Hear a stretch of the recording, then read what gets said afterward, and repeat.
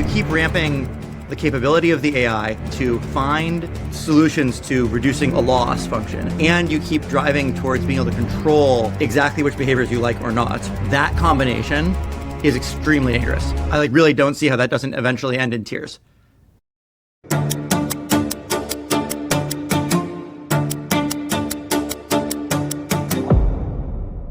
All right, ladies and gentlemen, please welcome Emmett Shear.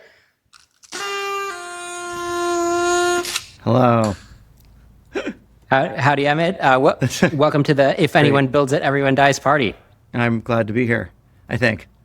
Yeah, so right off the bat, you're one of the headline reviewers of this book, and we all really appreciate that you have staked your reputation as an entrepreneur with a storied career, bring a lot of legitimacy to this conversation, and you're basically saying that this book is making a legit argument. Is that fair to say?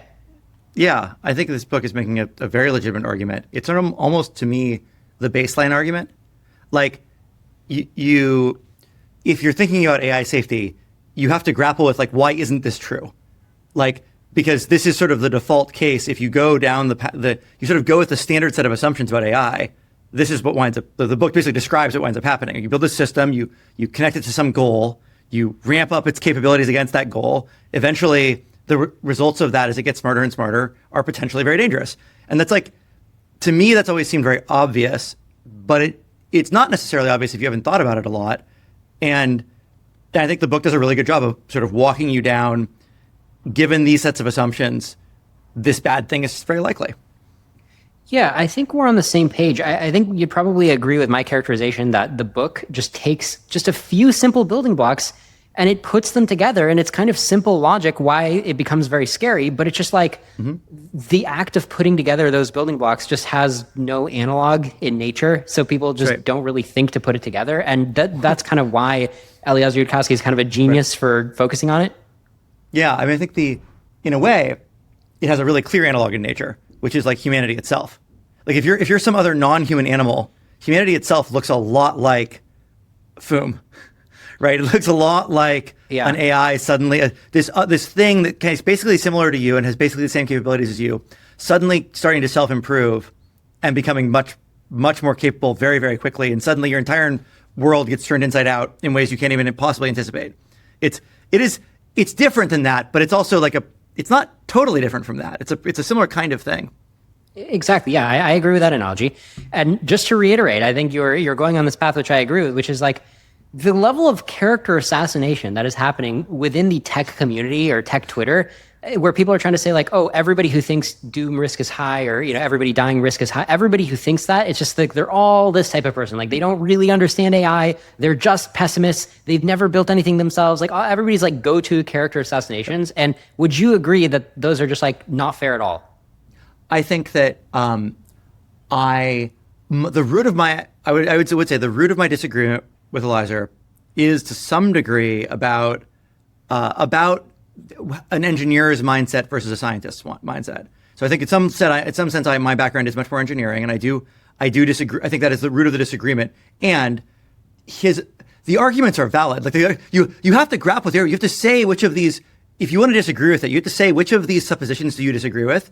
And I think for most people, the answer is they don't actually know which. They could not say that thing. They don't like the conclusion. And the response is just to try to throw the whole thing out and not engage with it and call it invalid because honestly, it's terrifying, right? Like if you don't have a way in which you think, if you can't see the path where you can say, no, it's one of these things, and you don't think that we're going to stop building the AI, like I can see why that generates some very serious resistance. Like it's a, if you accept the conclusion as true, and you're like, you either kind of, it leads you to having to really grapple with it, which, I mean, that's what happened to me. Like the conclusion I wound up coming to, while I don't end where the book ends, it was the start. Like the early versions of this argument that I read on the internet 15 years ago, or I don't know if it was 15, but something like that. It's a long time ago now. Are the basis for the later thought. Like, do I really think all of these arguments are true? Is what led me to have this, the other questions.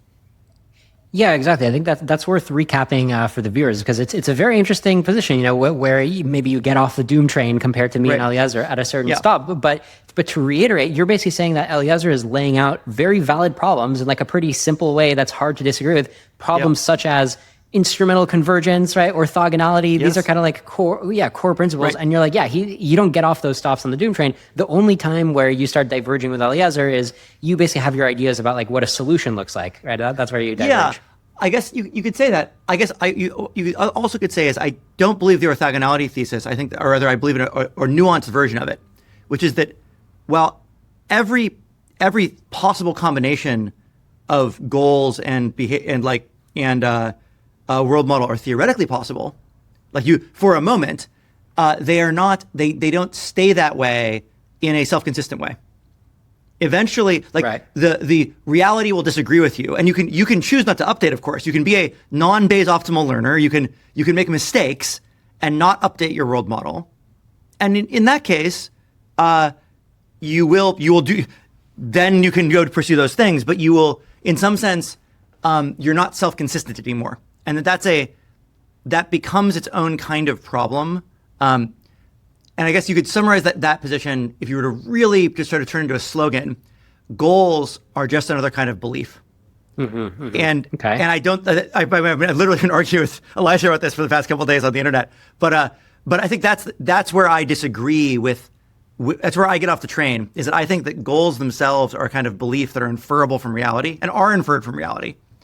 That's where goals come from, observation, just like all your other beliefs do, and that it is a mistake, therefore, to think of goals as freely chosen any more than your other beliefs are freely chosen. I mean, sure, you can freely choose them wrong. There's an incorrect way to freely choose them, but like if you're choosing them right, there's an answer. There's like Eliezer harpers on this all the time. That like there's a right answer in inference. It's not like you just don't get to just make up what you want the observations to mean. Given your priors, there's a correct answer. Well, given your priors, there's a correct way to update your goals based on observation because the goals are beliefs. Well said. Okay, man, there's obviously a lot we could talk about in like 2 minutes. Yes. Let me ask you this. You're my favorite CEO of OpenAI. So no, Mira's might be better, but okay, fair enough. Yeah, okay, tough competition. But what do you think that AI leaders, what do you think their biggest mistake is right now? It is thinking that what we need is control and steerability, that the AI is going to be a tool we can wield, when they should be thinking about how we're creating a new form of sentient life. And the question is, how do we enter into a care attractor with it? What would it look like for us to be on its team the same way that we are on each other's team? That humanity is a team, families are teams, nations are teams. What would it look like for the AI to be part of our team? And what that does not look like is one member of the team telling the other member of the team what its values and goals are all the time. It looks like both members of the team caring about each other and caring about the attractor separately from each other. Because sometimes the right thing we aren't doing what any one person wants at all. In the families, the kid doesn't want to be doing it, the adult doesn't want to be doing it, and somehow we're doing it because that's what the family needs right now. And that's what a good solution might look like. It's not, there's no amount of control and steerability that's going to get you there. Fair enough. I mean, so I tend to fall on Eliezer's side of this. So this could be like a very meaty debate. And I saw that you had a debate with, I think, Nate Soares at Manifest. So I know you're engaging in debate. I would love for you to like keep engaging the debate with Eliezer or me or just anybody. I mean, do you think it's productive to just like keep sparring and try to hash this out? Yeah, I think it's really, this is a key question, because if I'm right, all of the safety stuff and controllability stuff people are trying to do is a net negative. And they should stop, because it's actually the thing that's the most dangerous single thing we're doing. And if I'm wrong, then I'm wrong, and like my whole approach is incorrect, right? So like that's a pretty big divergence actually, and I think really important to work out. And I'm not arrogant enough to think that I am somehow going to like find the solution. I'm like working on a solution, but like we need everybody working on a solution, not just like my particular take on how to go about doing it. It's a crazy situation because I likely agreed. I mean, there's so many stops on this doom train, right? There's so many parts of the argument of why things seem really urgent and risky. There's so many ways to like get off and be like, no, I don't believe things are urgent and risky. And I consider you somebody who's come so far, right? Like a really big ally to people who are thinking this way. And then I also disagree with you on some of the later stops, right? And it's just like, man, there's so much we can talk about. But I think let's focus on the first part, right? Which is you made an endorsement of the book, and let's wrap on that. So your endorsement says, Soares and Yudkowsky lay out in plain and easy to follow terms why the current path we are on to build ever more powerful AIs is extremely dangerous. And I think you elaborated right now why AI labs may be kind of going toward the wrong criteria and trying to control AI. So yeah, I mean, this is that all makes a lot of sense.